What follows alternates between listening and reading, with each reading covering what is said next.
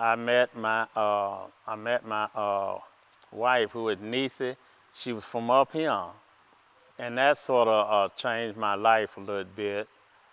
I never met anybody like her. I thought when I met her family, I could tell then she was she was a good person. She come from a good family. So we dated for so many years, and we decided to move up here, and we did. But while I was there, I worked it for Piedmont Natural Gas, and I was there for about 27 years. So I met niece, and they gave us the opportunity to move up here, regular rent free. And then they say they wanted to charge us $100, so you couldn't beat that. So I got permission from the man who owned the house to come up here, so we did. And this is where I've been. When I came here, it was sort of like a little trip. The place right here, which I'll call it the place next door. When I first moved here, they used to have all the bats flying out the chimney. I never seen anything like it. I thought it was nice, and the people up here were nice too. That's why I decided to stay. Even to this day right here, I wouldn't leave because my neighbors, real good peoples, and the neighborhood is good. You don't find too much happening around here. So that's about my story. I don't know why you know them or not, but Clyde Moore, who was a person that had been up here for years, they the one gave us the house. And I met him and a bunch of his friends, my mother-in-law, and most of them treated me like I was some kind of king or something. But that was good, because I ain't no say I deserved that, but I treated their daughter good. And I think to a parent, that's all that matters. Anyway, I moved up here right before he was born, because my wife said she wanted a home, so when he was born, he would be born right here. So we moved up here then. Like I say, 33 years ago. I can't go back and decide what year was that. But anyway, when I moved up here, what I remember, it was like a country to me. But I thought the people up here were some of the best people that I ever met. And I'm talking about white people too. I thought all of them were some of the best people that I had met. And then the whole thing was just different, because I was from Charlotte, and we had a lot to do. Up here, we didn't. But the people made up for that, because they were so good to you. I mean, just the way they treated you, the way they welcomed you and didn't know much about you. And right now today, I think the people that know me tell you, how good a person I am.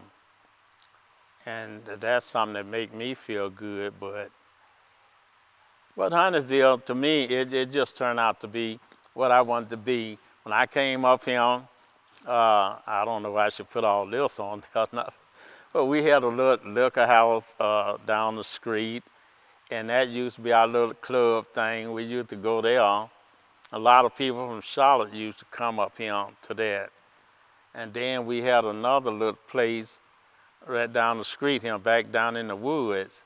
That was nice. They used to sell fish, things to drink, a little bit of everything.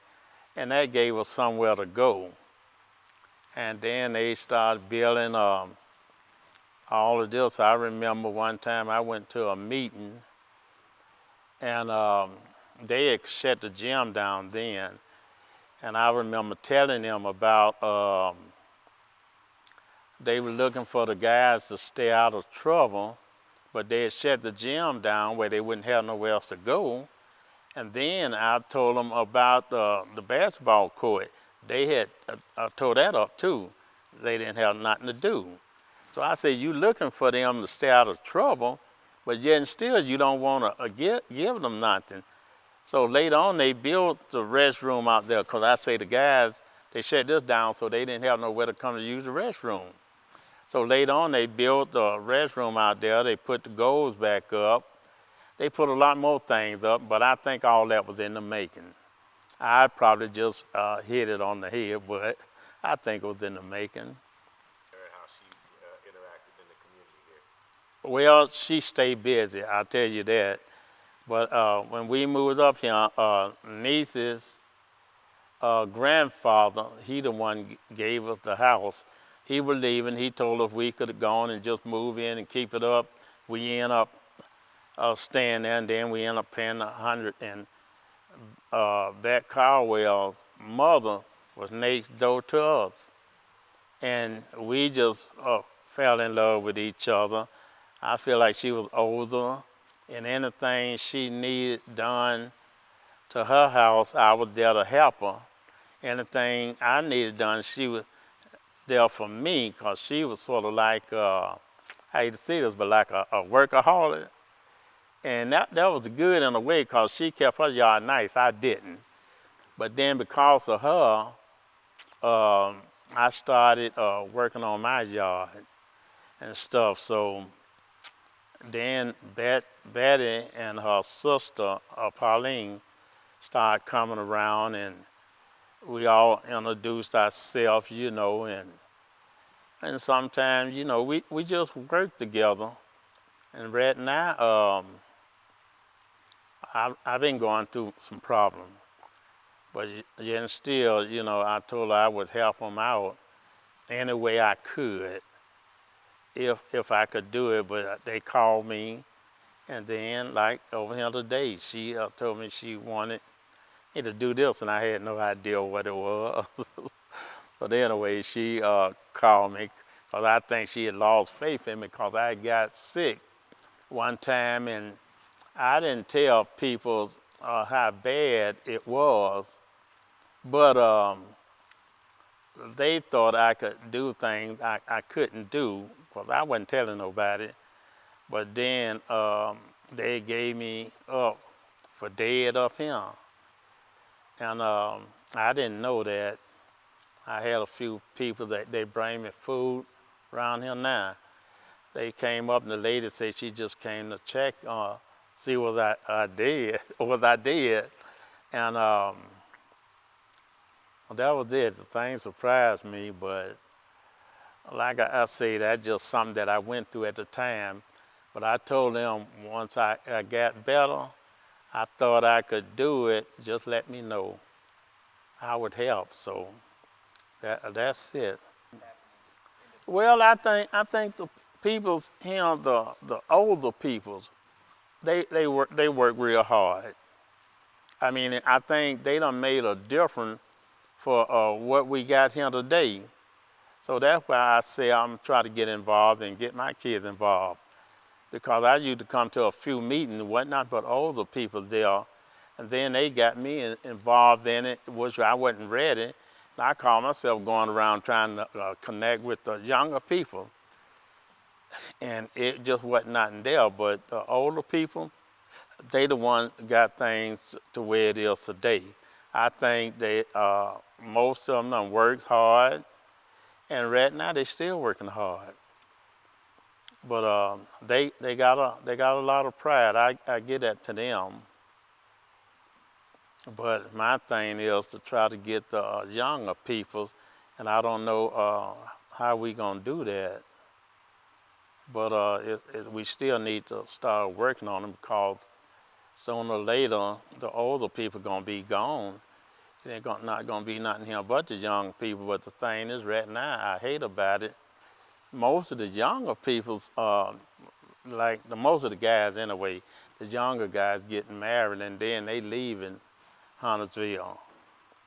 But the one that's here needs to go on and do what they can for the neighborhood, because Huntersville is growing.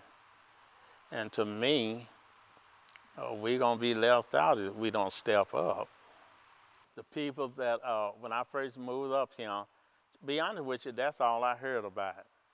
Turn louder this, turn louder that, and all the it's about everybody up here used to say how they attended that school. Yeah, but see, I never knew anything about it, but that's where I was telling you about the little bats used to come from the chimney out there. Oh, that was neat. But anyway, I didn't know that's where they were coming from, the Turn Louder School. But later on, I found out that little part over there was the school, and I thought this was the school too, but I realized this was just a gym. Yeah, but I never attended there, but I still hear so much about it. Even right now today, I still hear people talking about Turn Louder. Where did you go to school? I went to school a little place called York Road in Charlotte. And then I think I started off at a little school, Reggie Davis, and then they call it York Road. I think York Road still exists now. But anyway, that's where I just had a good. I had a good life in Charlotte coming up, and I've been blessed. I had a good life up here too. I've been around good people. So like I say up here, I can't say anything really bad about anybody. I know when I first moved up here, I I met some people, like I told you, everybody to me up here was real nice. But you got people moving in from a little bit everywhere, so things changing. But when I first moved up here, I heard something that was sort of scary, and it was something like they had a phone line up here where you could call a certain number, and you had like the Klansmen telling you about they were growing up here and they were gonna do this or they were gonna do that. I mean, you could call them directly, that certain number. And to me, it was kind of scary, but then again, I found out later on maybe it was just a call. But I feel like the people who put that out, I feel like they were serious. But I overlooked that and just thought about the people that I was meeting. And the people that I was meeting just sort of made you forget about that. Yeah, but see, like right now, you know, racial, it gonna be there. I don't care how things change. Things done got better, but you know, like I know, it gonna be there. Well, what I think about myself, like I said, I just want to get more involved in it. If I feel like it's growing, but you know, if you don't feel like you got the help in sometimes you feel like you want to give up. But that's what I want to do. I want to help to make it grow in any way I can, and that's why I want my boys to get involved too. And they got friends, maybe they could talk to them because like them, I heard that they were gonna get rid of this at one time. And see, I don't know who. I think because of the meeting, they decided to keep it or whatever. And I think that's what it's gonna take. I want to see a lot of things grow around the neighborhood, like on my street. One time I went to a meeting. Like I say, I'm talking today, but I'm not normally not a good talker. I I told them on our street, which is Church Street, you got a business back there, and you got a whole lot of trucks and things coming up through there, and a lot of people from Charlotte talk about it.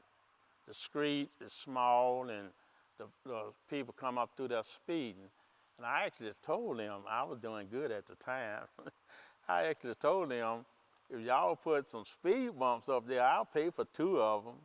But that never happened. So I like to see things like that happen to us in certain areas. Yeah, because you do to see that. Because I used to work for Piedmont, and we used to drive around. You could see like people running. They might have some water at corners. you know, and different things. But over here, you know, it's just different. Cause I don't have to tell you that. You know that it's different.